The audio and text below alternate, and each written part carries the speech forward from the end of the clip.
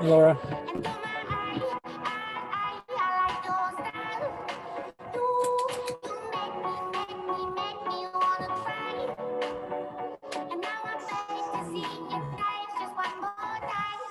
Can you hear me? You're on mute.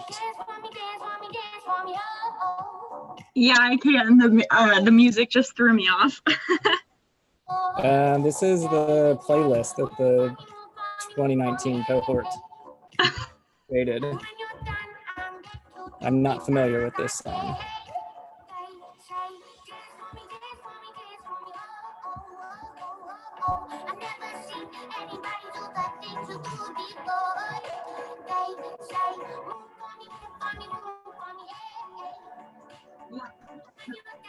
Do you see the PowerPoint on the YouTube stream?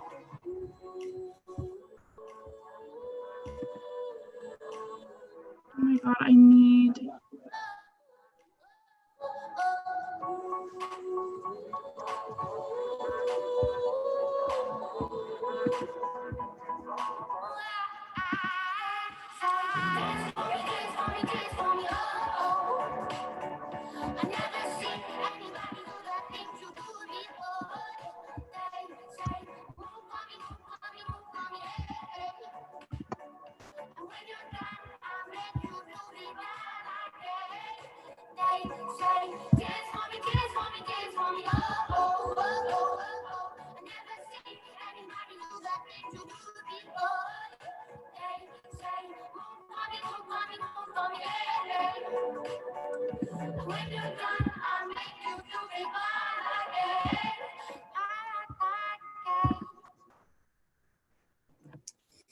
All right, I'm going to start assigning people to breakout rooms.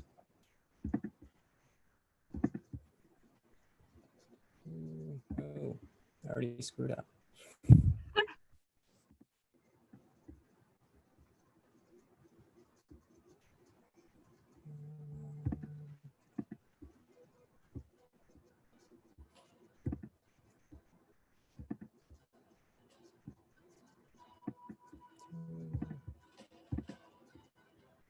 Ground control to Major Tom.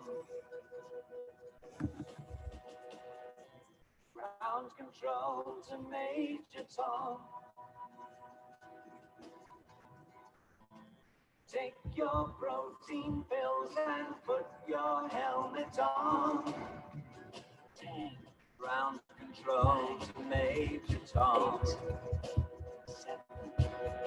6. Commencing countdown, engines on. 3, 2. Check ignition and may God's love be with you. Hey, Sarah.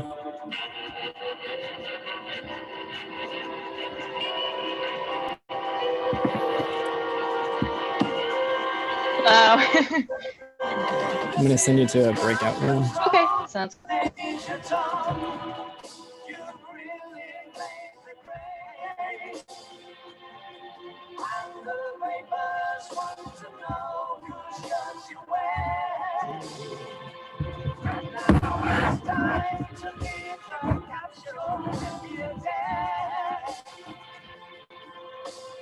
This is Major Tom to ground control. I'm stepping through the door, and I'm floating in a most peculiar way.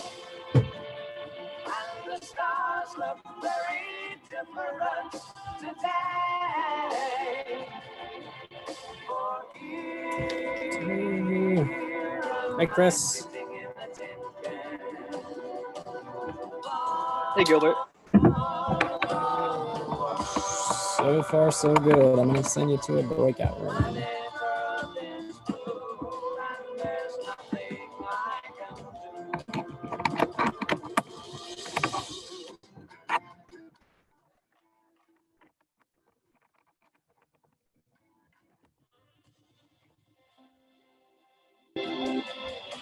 The Bluetooth device is ready to pair.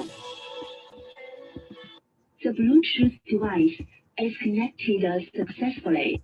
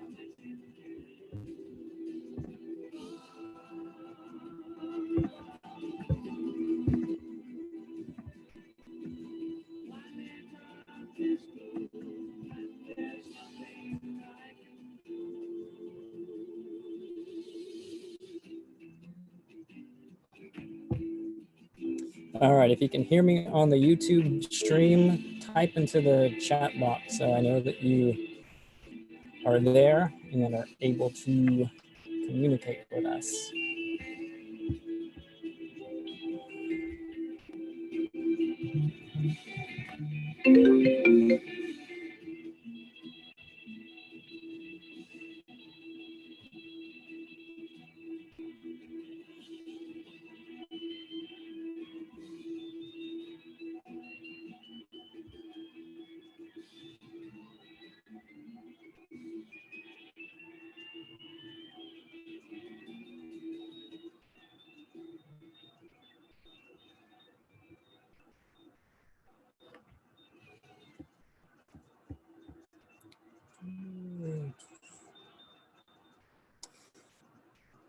Hey, Laura, log on to the Zoom chat so I can put you in a breakout room.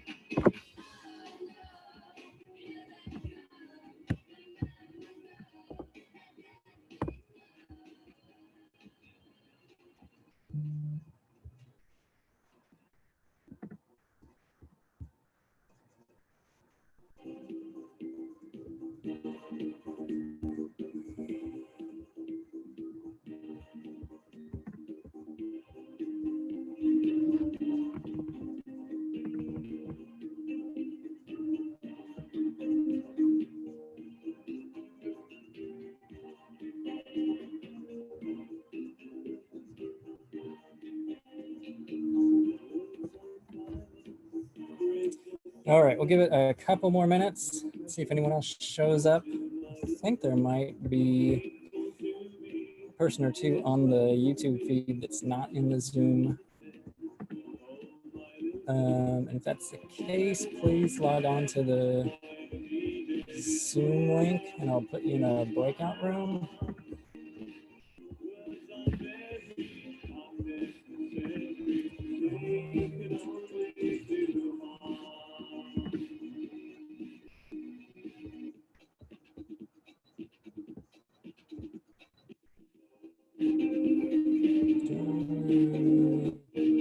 Hey, Kelly. Hello. All right, so I think we're getting a little too big for our 2 breakout rooms, so I'm gonna break up the second one. So unfortunately, well, I'll do this. Oh wait, nope, there's, okay.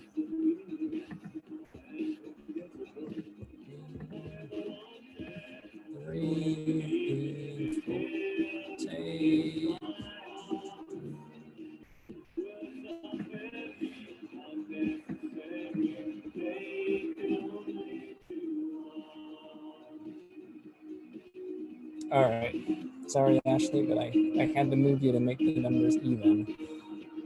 But we got 3 breakout rooms now. I think we're good.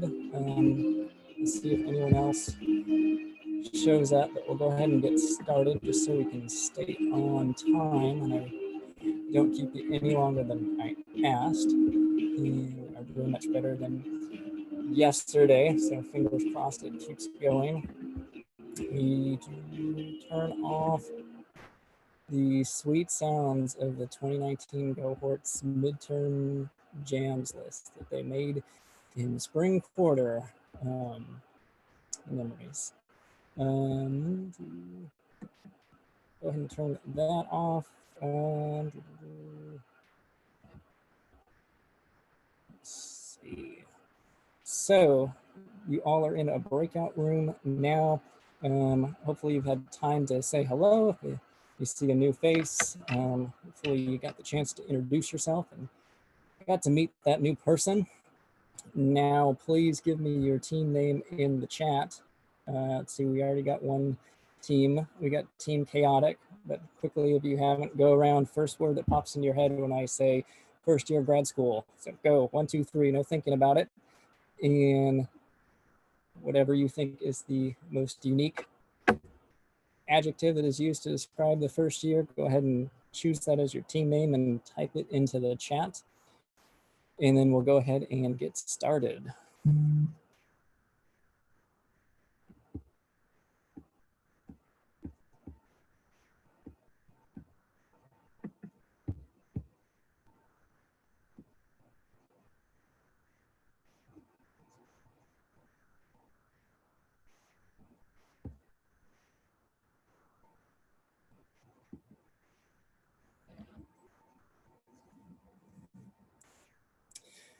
Let's see, we got Team Oh Shit.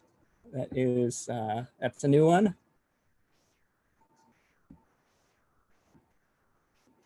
Let's see if that third team name comes in. I know there's a bit of a delay from when I broadcast on Zoom to when you hear it on YouTube. So forgive the awkward silence from time to time, but I'm looking at your comments come through on my phone and then broadcasting on my laptop, and between it all, we'll try to make it through.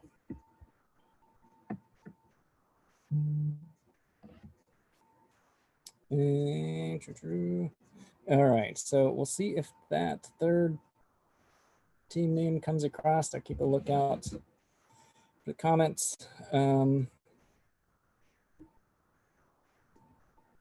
not sure who's in that third room by now. It is all haze, but we will move forward. So thank you all for making the time to join us today. And just to get started, I did have kind of a standard stock photo at the start of this PowerPoint. But if you don't know these two students, this is Philip, who is a third-year CS student and serving as a mentor this year. On the left, on the right is Benny. He's a fifth-year CS student. Benny was Philip's mentor. And so Philip wrote to me and said, I can't attend the training because I am going backpacking with my own mentor, because we still keep in touch and we're still friends and we're still hanging out. And I said, okay, you can be excused from the training, but you have to send us a photo. And so they did. And this is them in the Sierras, out having fun, not socially distancing themselves, not wearing a mask, but we'll ignore that for the photo. But just a quick example of what is possible. Obviously, we don't expect this out of every pairing, but certainly we wouldn't discourage you from continuing on with your mentor or your mentee in years to come and helping them through as they navigate the rest of their program. All right, don't see any more comments. Team 3, are you out there? You have a team name?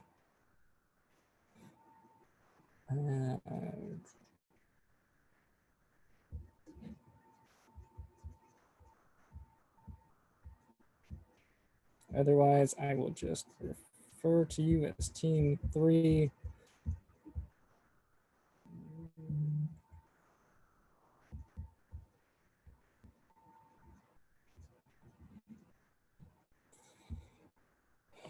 But we'll go ahead and move on.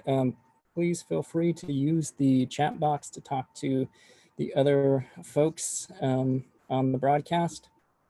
So let's see. We have Zev, we have Natalie, we have Sarah, we have Laura Gong, we have Laura Gibson, we have Chris, we have Kelly, we have Ashley. Forgive me if I'm missing anyone, just looking at the names in the chat. Okay, so we'll go ahead and formally get started now. Uh-oh, and doing all that, I've lost my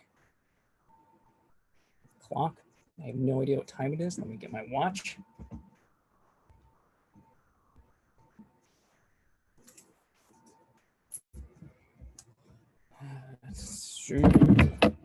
Okay, looks like it is about 10 afternoon. So we are on track and making good time. I'll go ahead and give you a quick overview of the program. And so the hope today is that kind of I spend as least amount of time talking as possible. And I want this to be more of an opportunity for you all to get to know one another, see who is serving as mentors for this year, talk about some of the challenges that the first year students will face, both from your own experience and also anticipating some of the new challenges that students will face, given that they will mostly be doing things online, at least for fall quarter.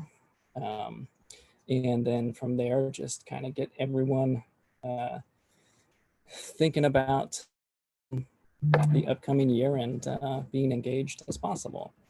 So I will spend about 12 minutes or so talking about things, so hang in there with me. I also sent out the PowerPoint, so hopefully you got a chance to look at it. If not, go back and take a look at it.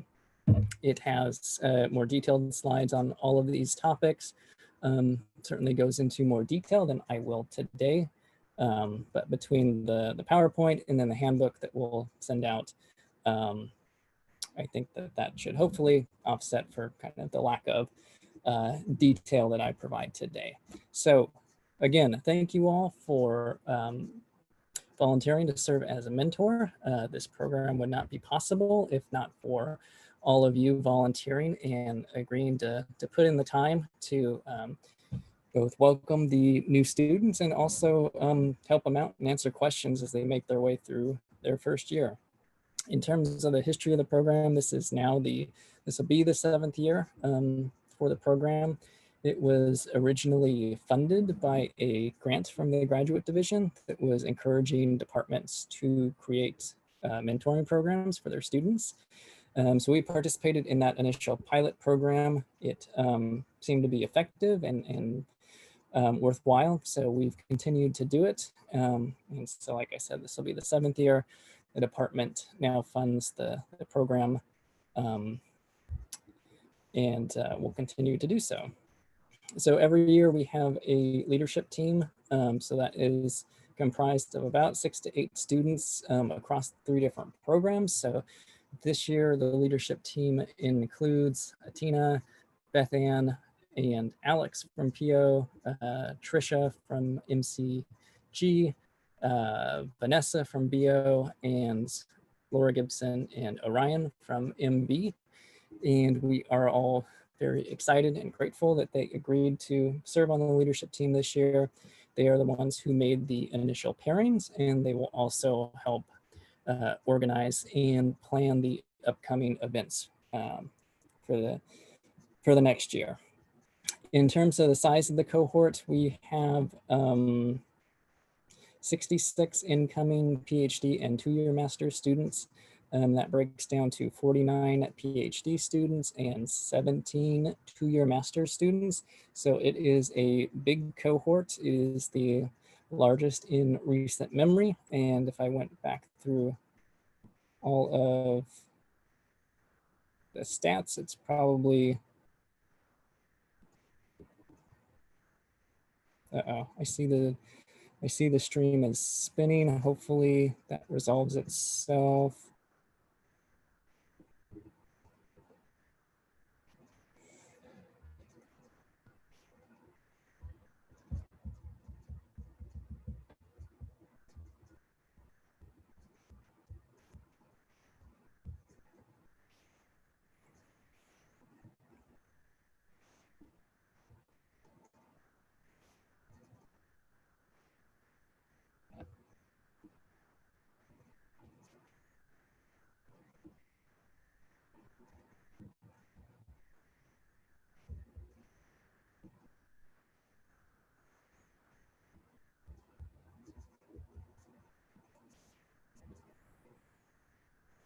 All right, can you hear me now?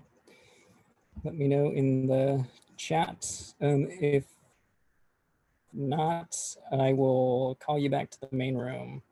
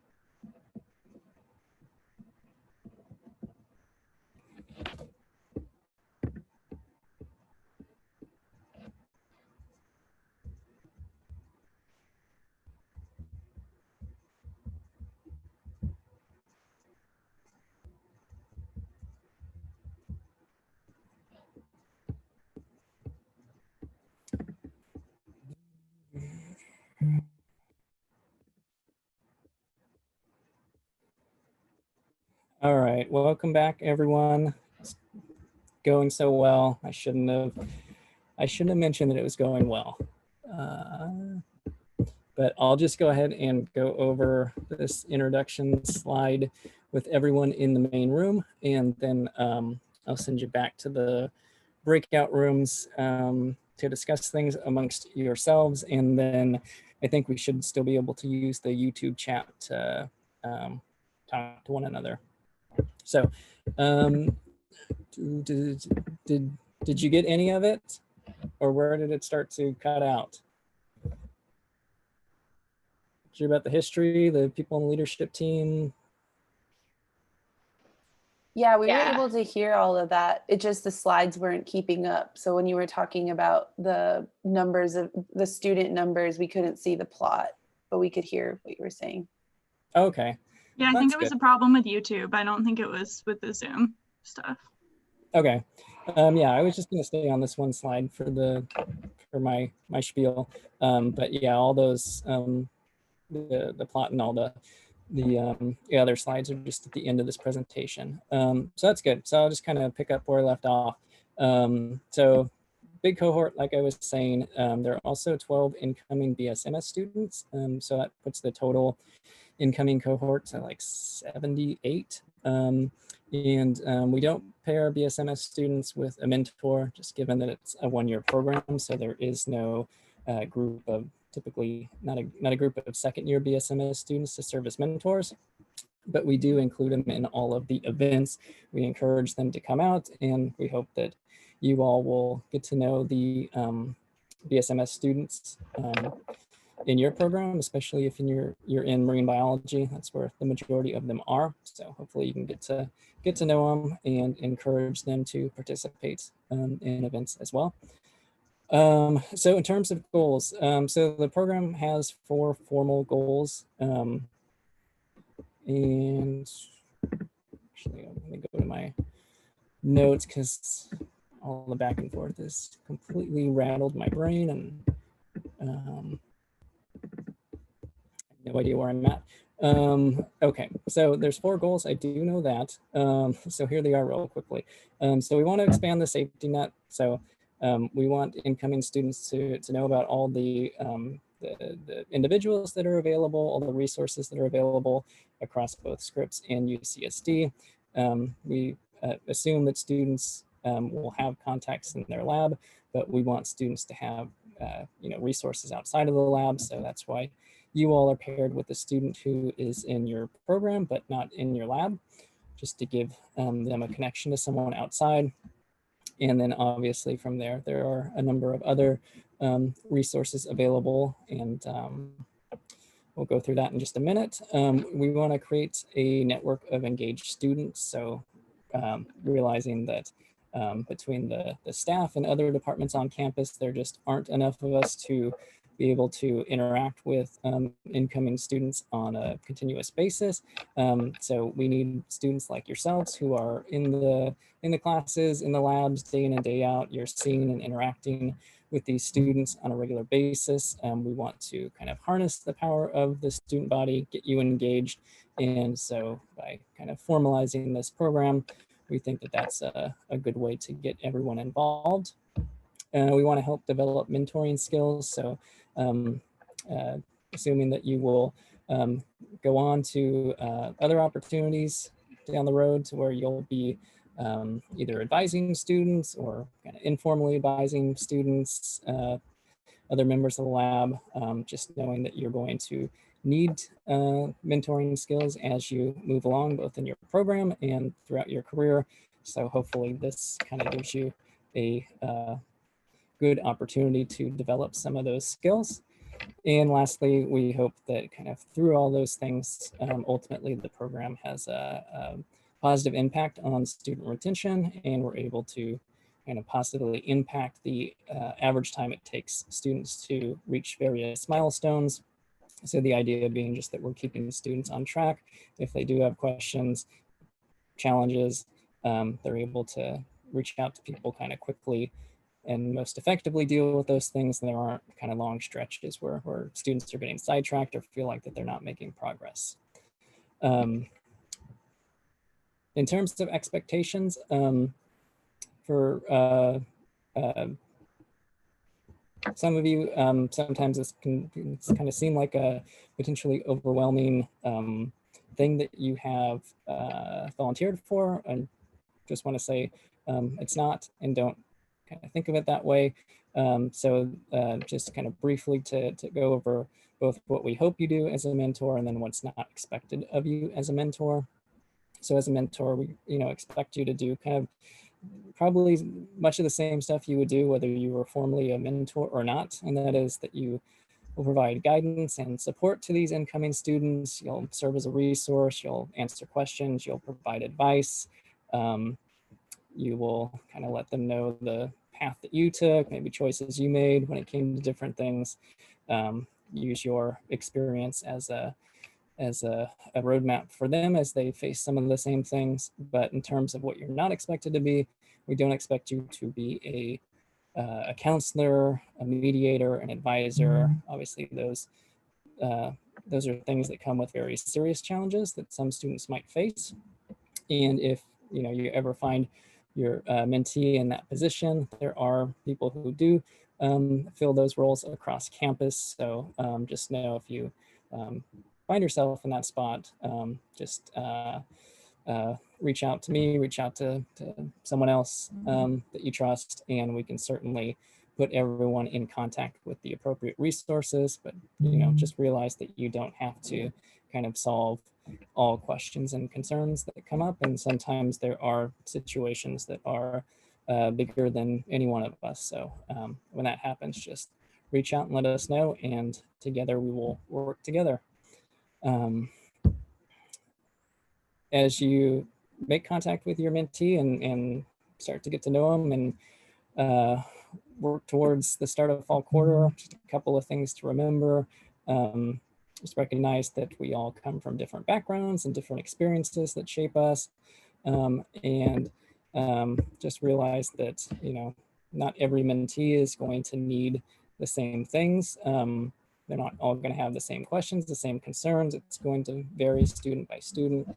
So just kind of start to assess what your mentee is comfortable sharing with you, what they're comfortable discussing, the particular aspects of student life that they want to focus on. And then the same goes for you, that you're not expected to provide the answers to all questions that they may have, and there are going to be things that you're not as comfortable discussing with your mentee.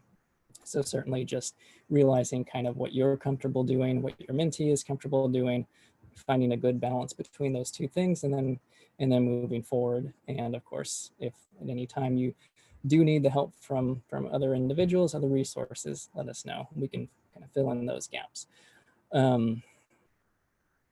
A couple of reminders as we move into the start of the year.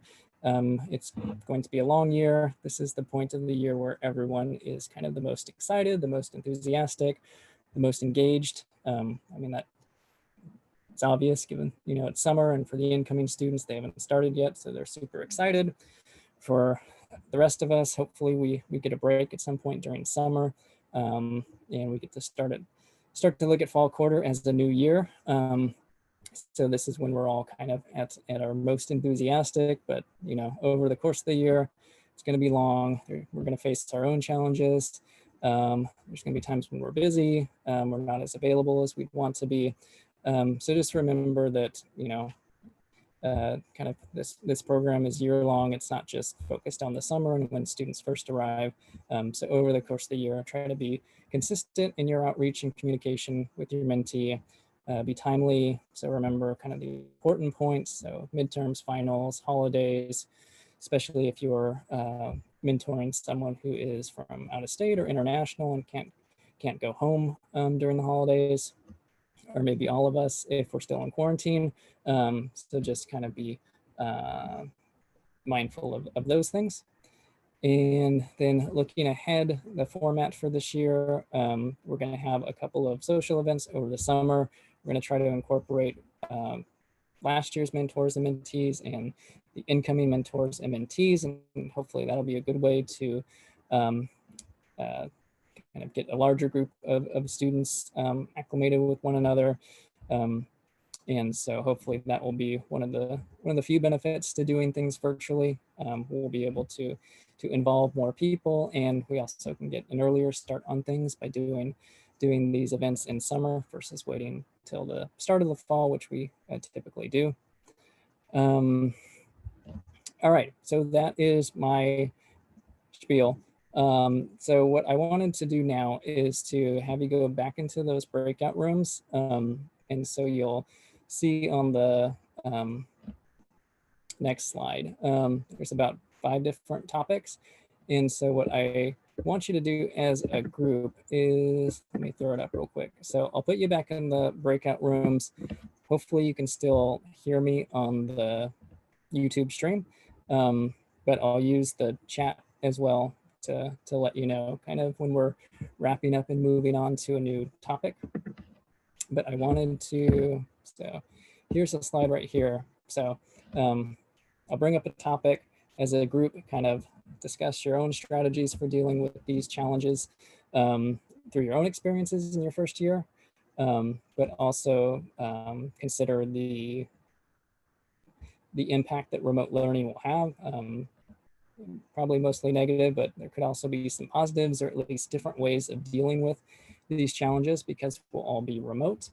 Think about how students of different backgrounds might be impacted. So again, just kind of realizing that everyone's going to kind of approach these things a little bit differently. And then as a group, kind of when we wrap it up in the chat, send me back one piece of advice that you all have discussed and think is important to share with everyone. And so hopefully that will kind of keep the larger group discussion going. So you can work independently in the small groups, but also we'll share amongst ourselves as well. So I'll go ahead and put you back in the breakout rooms. Oh, usually when I have ended breakout rooms, it's because everything is ended in disaster and we just don't go back to it. But I am seeing that Zoom actually saves the breakout room that you're in. So I can just open it and you go back to the same one. Whereas I'd written all your names down to remember who was in what room. So one of the rare benefits of Zoom. So I'll go ahead and open the rooms back up. Go ahead and go back in. The first one is about guidance committees. So that's the kind of the first task that I've given the incoming students. I've also emailed all of the different programs. And I said, here are your incoming students. Here are the individuals that are on the guidance committee. Students should be reaching out to you. But as you know, it can be tough to get a hold of faculty members. It can be overwhelming to reach out to someone that you've never met before. And then ultimately it can be super challenging to try to get them to agree to all show up in the same place at the same time. So kind of talk about your experience, what techniques incoming students might employ, and then also kind of how do you maximize those conversations once you do sit down with members of your guidance committee. All right, so the breakout rooms are open. Go ahead and go back.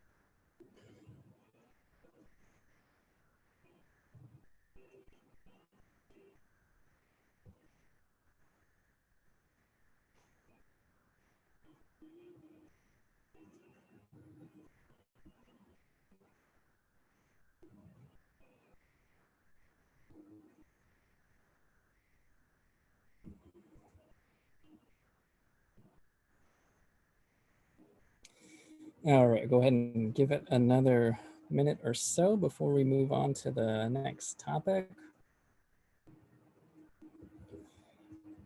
So keep an eye on the chat. And if you come up with strategy, go ahead and type it in the chat box.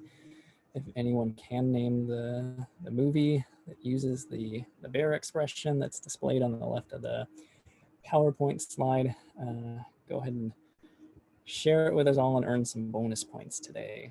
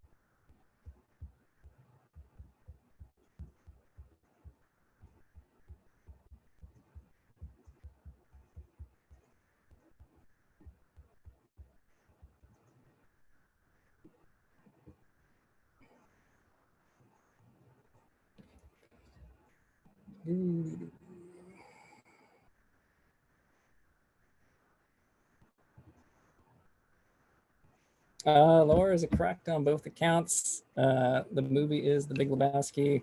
And also in her advice to be proactive, try to figure out who's serving on your committee sooner rather than later. At this point, they do all know who's on their committee. So I wonder if you are thinking about that in terms of reaching out to people now, or if you're thinking that students may need to change members of their committee. So reaching out now will obviously just help expedite that process. If you get to the point where you want to switch out a member, or if you find a member who's just not particularly engaged and you'd rather find someone who would be. Any other advice from the other two teams?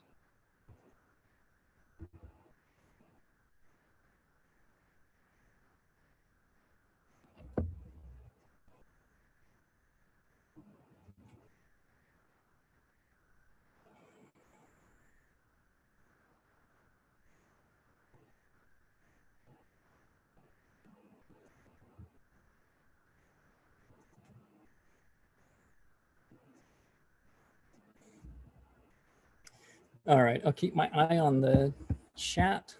I know there's a delay in case anything else comes across, but we'll go ahead and move on to the next topic. Why are things so different? So this can mean a lot of things. It could be referencing the culture of Scripps. It could be referencing the academic structure of UCSD and the quarter system. But for a lot of students, they are coming from an undergrad program. They did well. They were very successful, and they get into this new system, working just as hard, maybe not seeing quite the same results, questioning why they're not seeing those results, what they can do more effectively, or what kind of changes they may need to make. But what do you tell a new student about adjusting to graduate school, adjusting to a new culture, new campus, possibly? Go ahead and discuss amongst yourselves.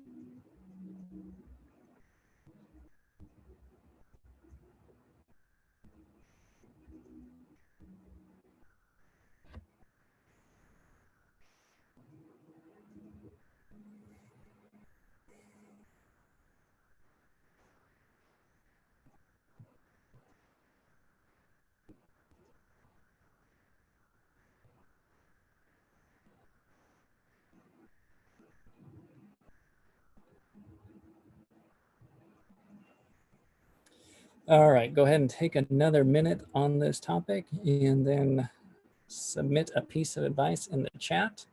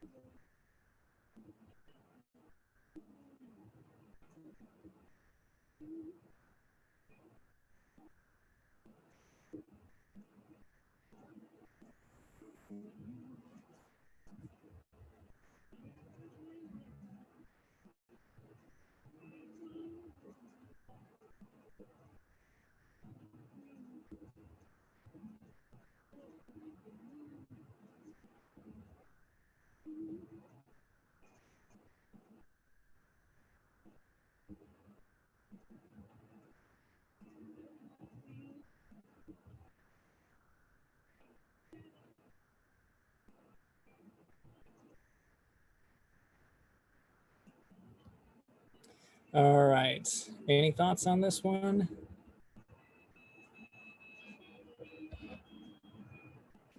Anybody? Natalie, what about your team? Kelly, what about your team?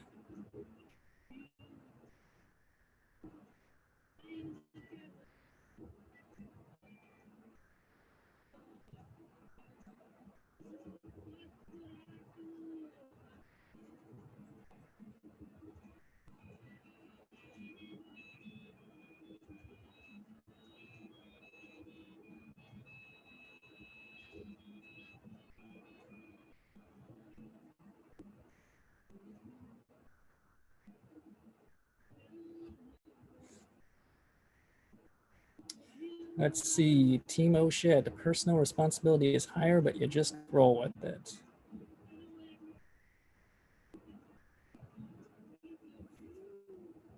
Anybody else have any thoughts out there?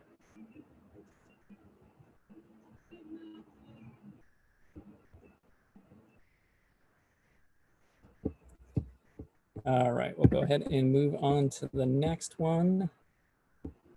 And that is, I'm overwhelmed, but I don't want others to know. This is, I think, something all of us face. Oh, got a response in the chat. Let me read that real quick before we move on. Grad school is unique. It's like nothing else. It will be a learning curve. Be patient and forgiving with yourself. You'll find yourself adjusting slowly. Well put. That is true. It is unique, and there is nothing like it because you haven't done it before. Which sometimes in the moment that's hard to keep things in perspective and remember that. But yes, you are moving on not only to a new program and a new system, but you are advancing in terms of the level of the program. With that change comes an increase in expectations and responsibility and a whole host of other things that you have to adjust to. So moving on to the next topic, you're overwhelmed. We all are. At some point in that first year, we all feel overwhelmed. Some of us, it hits us sooner than others.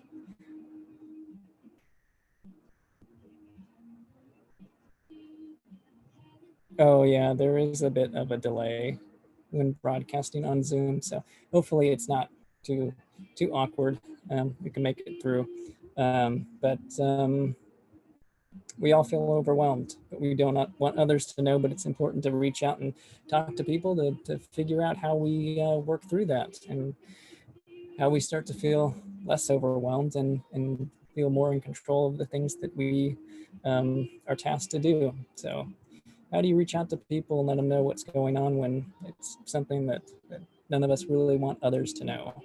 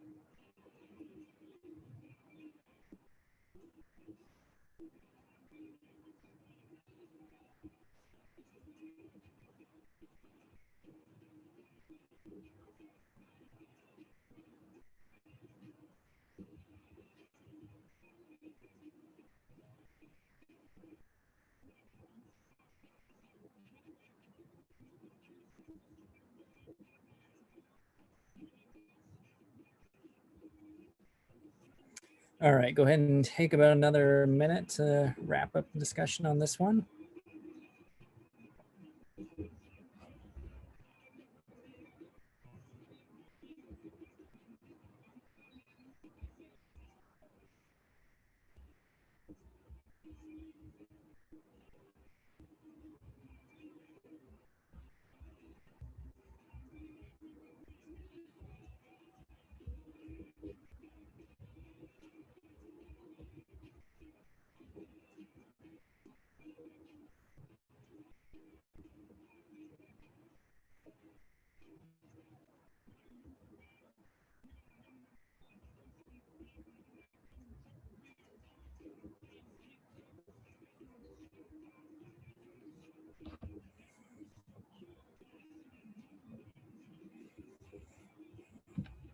All right, go ahead and submit your feedback in the chat.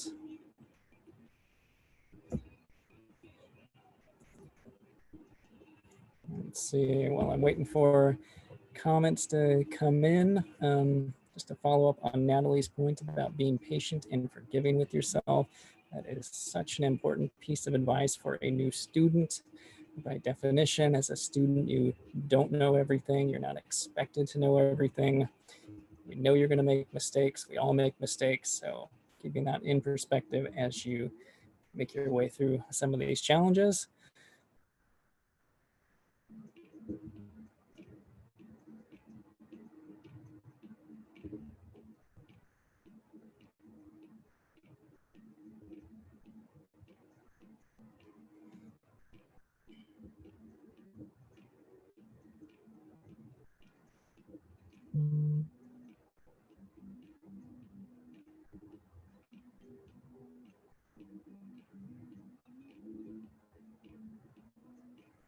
All right, I'll keep an eye on the chat to see if anything comes through, but just to keep us on track, go ahead and move on to the next topic.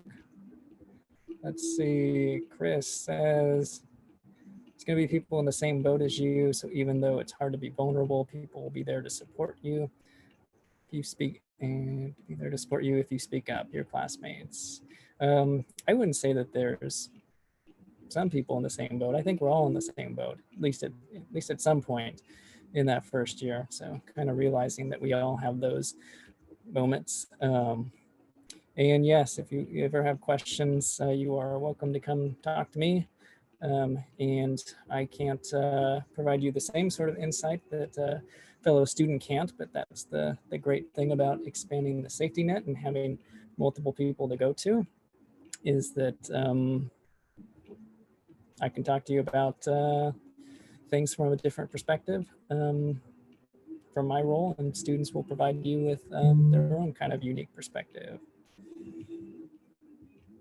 And let's see, from Kayla, knowing, finding someone who you're comfortable confiding in, that is absolutely true. And that's why kind of during this initial introduction stage, as you get to meet the incoming students, you know, as I say in the email I send out, we try to match you as best as possible. And hopefully that works out. But there are times when you find out that you and your mentee aren't a good match, but there might be another incoming student that you are a good match with. And so we encourage you to interact with all of the incoming students, whether you're their mentor or not. And sometimes just kind of naturally you'll gravitate towards students that you have more in common with, and vice versa, they'll gravitate towards you. And so just figuring out who you are comfortable with. All right, so moving on, so I don't keep you too long. Next topic, this course, WTF. I'm sure you had at least one of these. Either it's something you have to take and you question and you want to know why you have to take it, or it's not so much the content of the course, but it's the way it's being taught, or it's the way it's structured. I'm sure, again, there was at least one course during that first year where you were taking something and trying to figure out what was going on and why you were being asked to do it. So kind of how do you navigate through a troublesome course when you've got lots of other obligations and responsibilities going on? Kind of how do you keep in perspective how you're doing in that one course, especially if you're struggling in that course, but keeping everything in perspective as you're doing lots of other things outside of that class. So kind of balancing feelings that you're not doing so well in that one course, but realizing that you are making a lot of progress in other areas.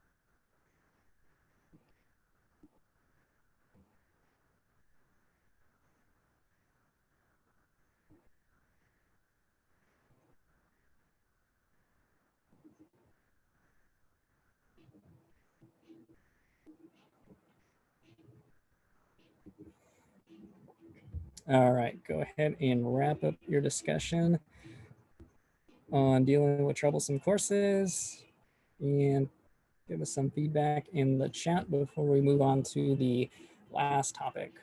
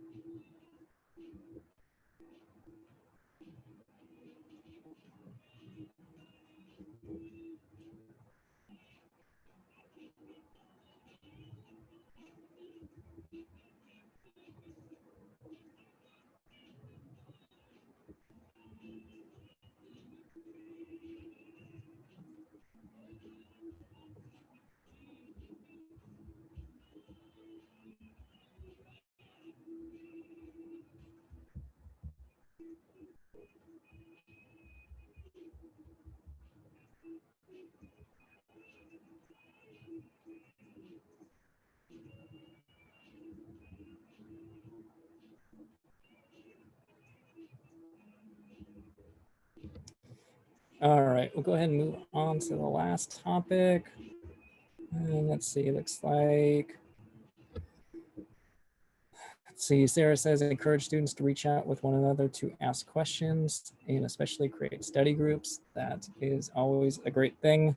Knowing that if you're finding a class particularly challenging or just kind of outside of your background area of expertise, there's probably other students within your curricular group or your program that are having some of the same concerns. So reaching out to them and then also reaching out to other students who might be able to help tutor, help get you through some of the difficult parts of the course. Also, you can always come talk to me and the department about finding a tutor for you or for a group of students. So that's something we've done for the last few years. Typically, it's for physical oceanography, since that's the one course that most students have to take. And often students from different backgrounds have to take it. So it can be challenging, but certainly we can find you tutors for any of the courses that you have to take. So just remember that we are a resource as well. So lastly, how to say no. So creating boundaries, maintaining work-life balance, saying no to advisors who may not realize just how busy you are with courses and other things, and might keep adding and adding to your to-do list in terms of things that you can do for the lab. So letting them know when you get to a point where you're overloaded and overwhelmed, whether it is in class, if you find yourself falling behind and you need to reach out to the instructor and talk about ways to get back on track. How do you go about doing that? So in general, just ways of maintaining good work-life balance, not burning yourself out too quickly, even though most of us get to that point at some point during the year, but trying as best we can to manage good balance and also recognizing when it's time to say no to different opportunities.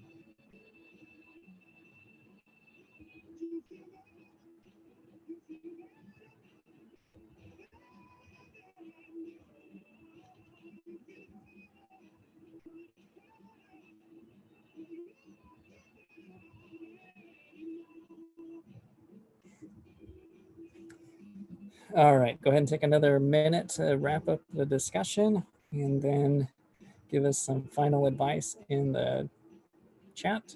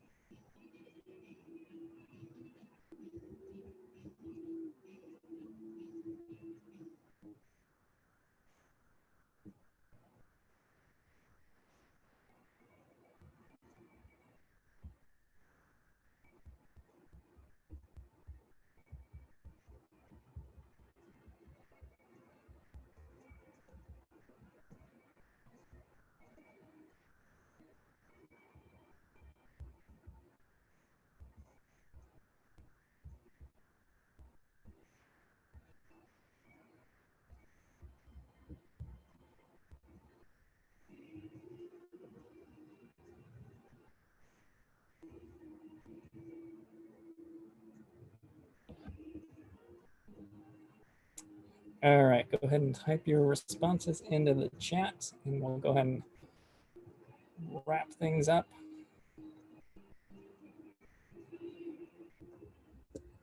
Actually,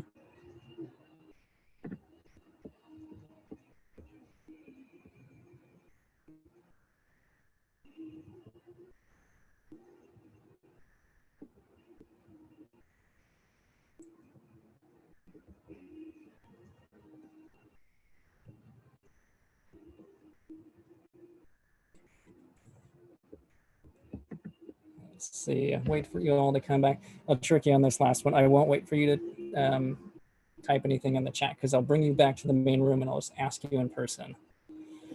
Let's see, we got breakout room number 2. Come back to the main room.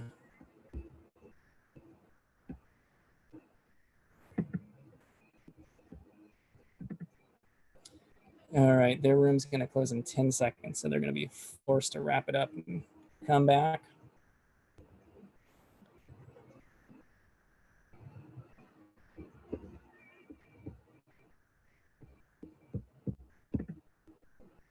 All right, I think we're all back now. I was just saying that I was trick you all instead of having you type it into the chat. I'll just bring it back and have you tell me in person, because I just sit here alone in silence for the hour. So it is very, it's a very weird feeling when I do any of these chats.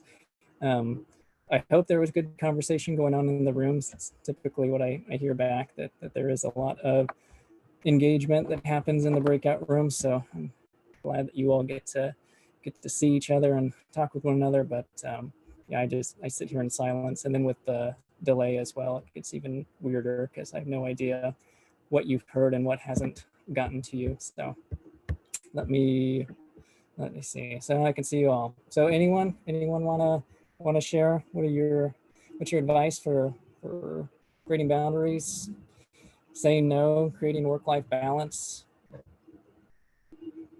Our group was mentioning talking over the student advisor expectations really early on. And one of the points in there is like, you know, vacation time and how like the amount of work they expect for you to put in the lab, and then be able to like negotiate if you don't feel comfortable with the things they put out. And one of the group members, Kayla, said that sometimes saying no earns more respect from the person. So I thought that was also a good thing to keep in mind. Yeah, it is hard though, especially your first year when you don't know what's enough and what's not. And you hear all these other students like, oh, I worked like 60 hours last week and I worked Saturday and Sunday. And you're like, you feel like you're not doing enough, but talking with your advisor and setting those expectations, then you know what they expect of you. Right, no, that's great advice. Just keeping things in perspective as you move along and being able to track, you know, are they asking me to do more now, or is this reasonable, and maybe I should be looking to minimize my obligations elsewhere. But yeah, definitely a great point. And also the feeling that kind of everyone else is working infinity hours, and if you're not, then you're doing something wrong. All right. Anyone else? What about from Team OSHA? Any advice?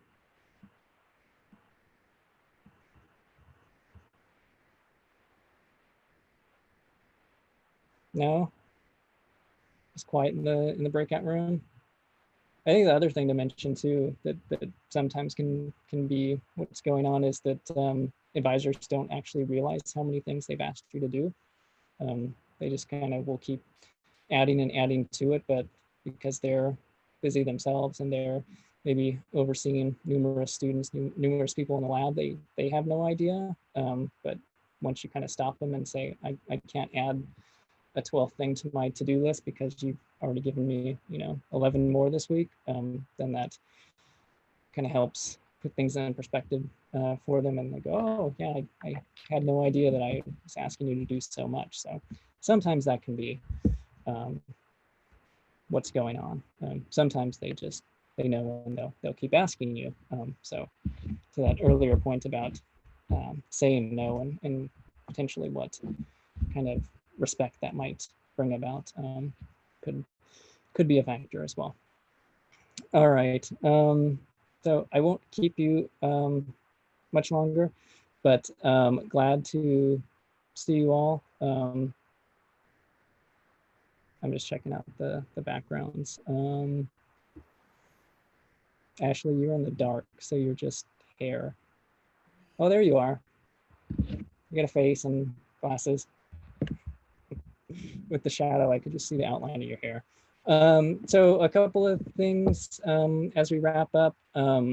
If you have any suggestions for a nice virtual background, Laura, if you have any suggestions for the social events, please let us know. If you've done anything kind of with a small group of friends and you think we might be able to do it on a larger scale, please send us those suggestions. We've played trivia and things like trivia a number of times and we've had fun, but I'm sure at a certain point we'll get burned out on those things. So always looking for new ideas and potentially new activities for us to do. The other thing I didn't mention earlier is that if you have any suggestions in terms of ways that we can spend money on this program, that's is always a part of it. Kind of our contribution as a department is that we provide the money. So we would provide the food and the drinks and plan some of the logistics in past years. But since everything is virtual, we can't just order food and put it out. So we've been limited in terms of how we've held our events, but we certainly do have money, and the department is still, more than willing to provide funds since they think that this is a worthwhile program.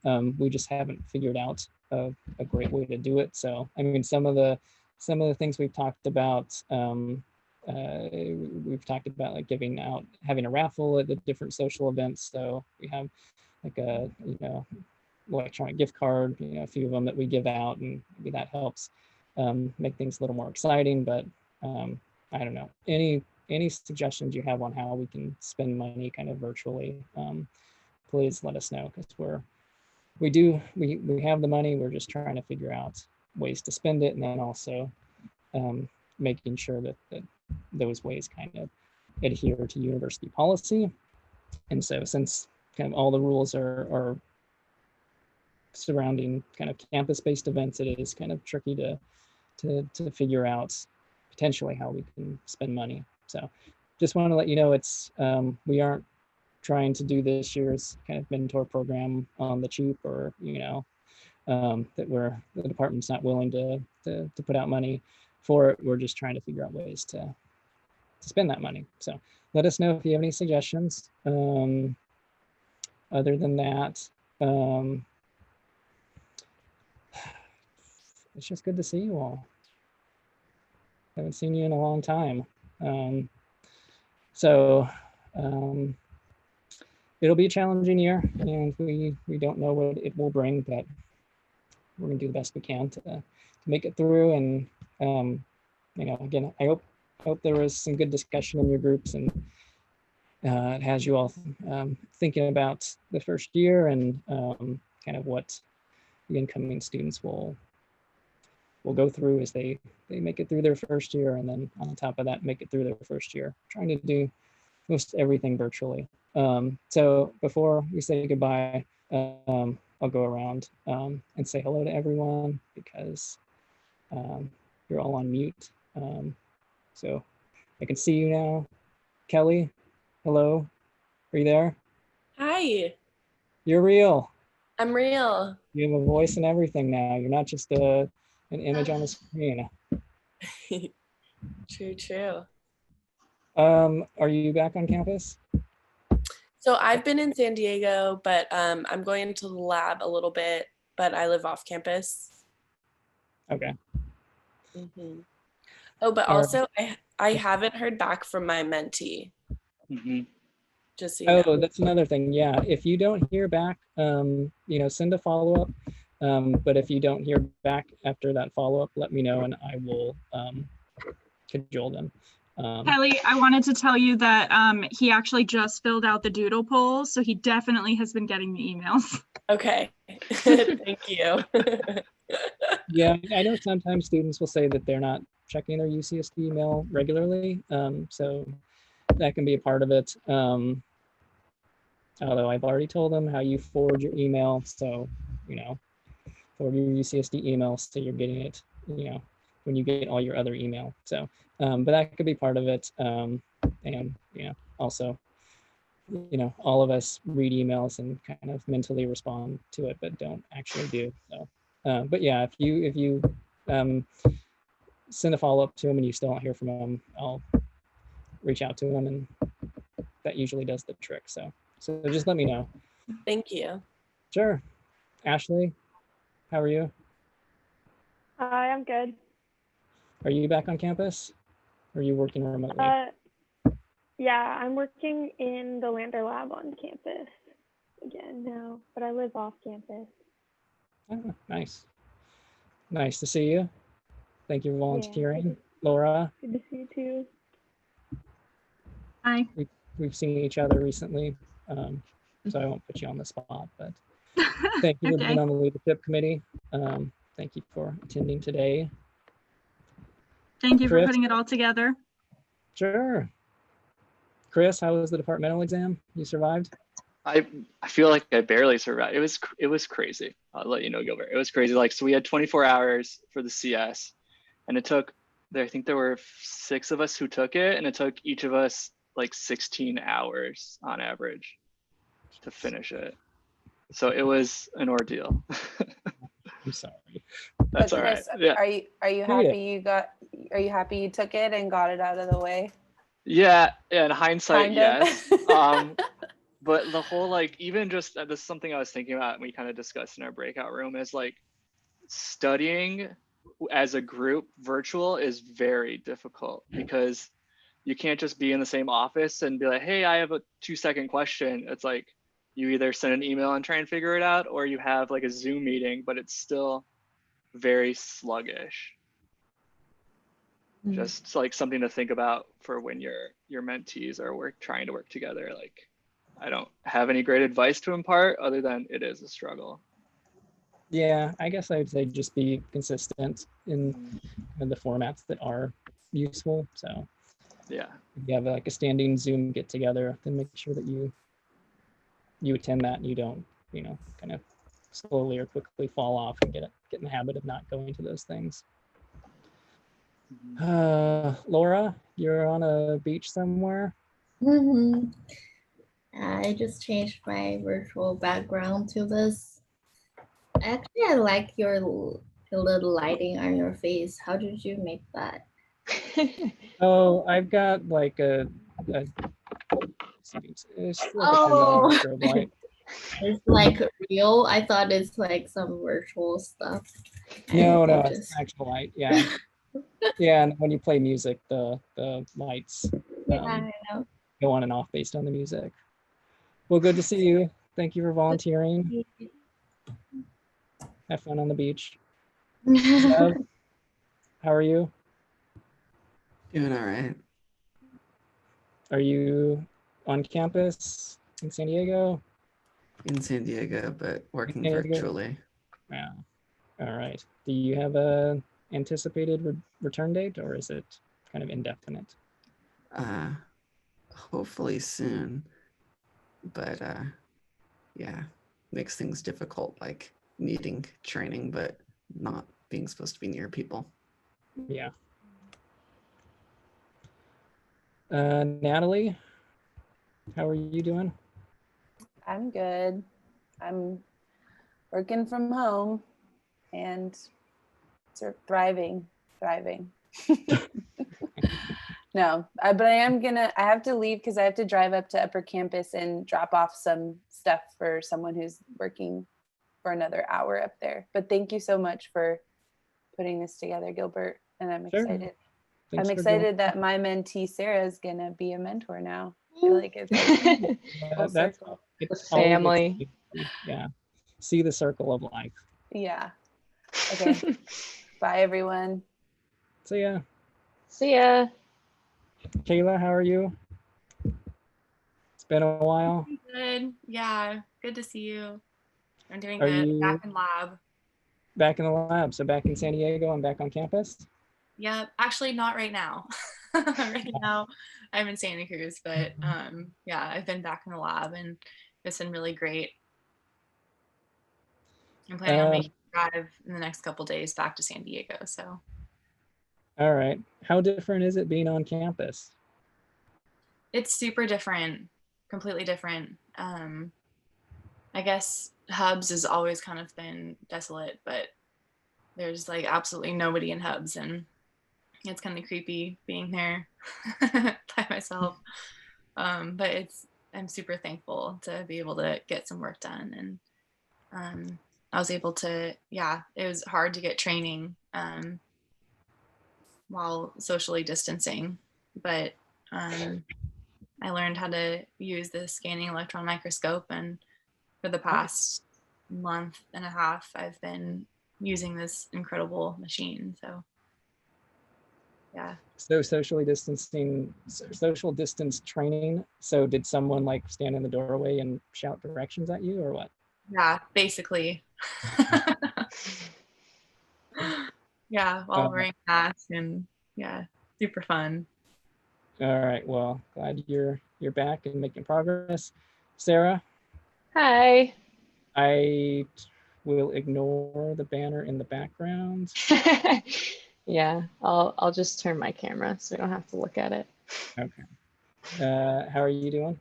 I'm doing good. Yeah. I'm still in San Diego, but I'm strictly remote right now. So just working from home.